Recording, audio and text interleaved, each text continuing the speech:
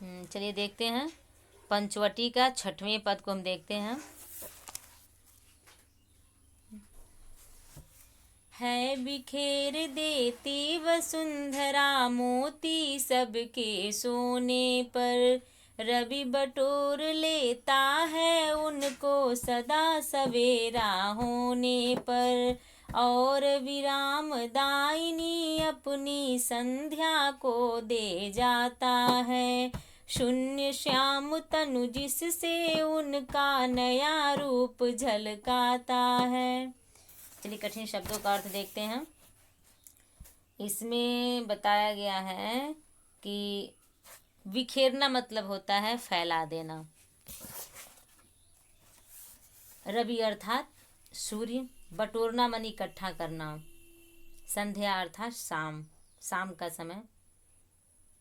और कुछ कठिन शब्द नहीं रह गया है। अब आप प्रश्न में लिख दीजिएगा कि वनवास के समय पंचवटी में निवास करते हुए लक्ष्मण और पर्णकुटी में सीता की रक्षा करते हुए रात की प्राकृतिक शोभा का वर्णन करते हुए कहते हैं। क्या कहते हैं अब हम व्याख्या में देखेंगे। एक बार और प्रश्न सुन लीजिए। वनवास के समय पंचवटी में निवास करते हुए लक्ष्मण एक पर्णकुटी में सीता की रक्षा करते हुए रात की प्राकृतिक शोभा का वर्णन करते हुए कहते हैं। कौन वर्णन कर रहा है रात्रि की प्राकृतिक सुंदरताओं का? लक्ष्मण। और कौन कुटिया में सोया हुआ है? सीता।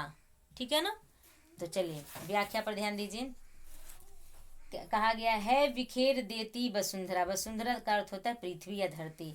यह पृथ्वी सबके सो जाने पर नित्य प्रति यानी हमेशा आकाश में नक्षत्र रूपी मोतियों का या मोतियों को फैला देती है। मोती सबके सोने पर यानी कि जब सब लोग सो जाते हैं तो क्या करती है? आकाश में नक्षत्र रूपी मोतियों को फैला देती है। नक्षत्र रूपी मोतियों को फैलाने का तात्पर्य ये हुआ कि आकाश में जो तारे दिखाई देते हैं वो कैसे लग रहे हैं? मानो मोती बिखरी हुई हैं। यह पृथ्वी सबके सो जाने पर नित्य प्रति आकाश में नक्षत्र रूपी मोतियों को फैला देती है। और क्या करती है? सूर्य बटोर लेता है उसको। सूर्य सदा ही प्रातः काल हो जाने पर उसको बटोर कर रख लेता है। बट सूर्य के मोतियों के बटोरने का तात्पर्य ये है कि जब रात्रि समाप्त होता है, सूर्योदय होता है, तो अपने आप जो तारे गण होते हैं रात में दिखाई देते हैं वो अपने आप क्या हो जाते हैं? लुप्त हो जाते हैं, गायब हो जाते हैं। कैसे गायब हो जाते हैं, कैसे लुप्त हो जाते हैं? सूर्य के प्रकाश से। सूर्य के प्रकाश से वो दिखाई ही नहीं देते हैं। ठीक है। तो यहाँ कभी कल्पना कर रहे हैं लक्ष्मण, यहाँ सौंदर्यताओं का वर्णन कर रहे हैं कि मानो सूर्य सदा ही उनको बटोर कर रख लेता है, यानी कि उसको हटा देता है, समाप्त कर देता, छुपा देता है। ठीक है।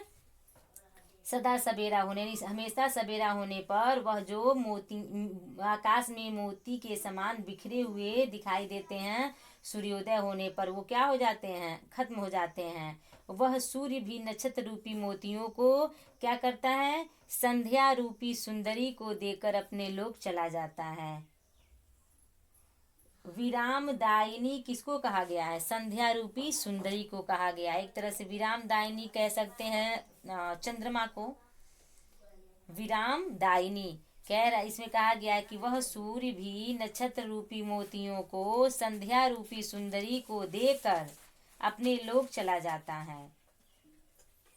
शून्य श्याम तनु जिससे उसका नया रूप झलकाता है। अतः नक्षत्र रूपी मोतियों को धारण करके उस संध्या रूपी सुंदरी का शून्य सा, शून्य किसको कहा गया? आकाश को कहा गया शून्य। श्यामल यानी कि आकाश कैसा होता है?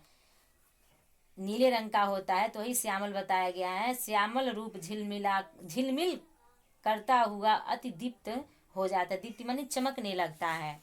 फिर देख लीजिए लास्ट वाली लाइन का, शून्य श्याम तनु जिससे उसका नया रूप झलकाता है। अतः नक्षत्र रूपी मोतियों को धारण करके उस संध्या रूपी सुंदरी का शून्य सा श्यामल रूप झिलमिल करता हुआ अति यानी अत्यधिक दीप्त हो जाता है, यानी कि चमकने लगता है।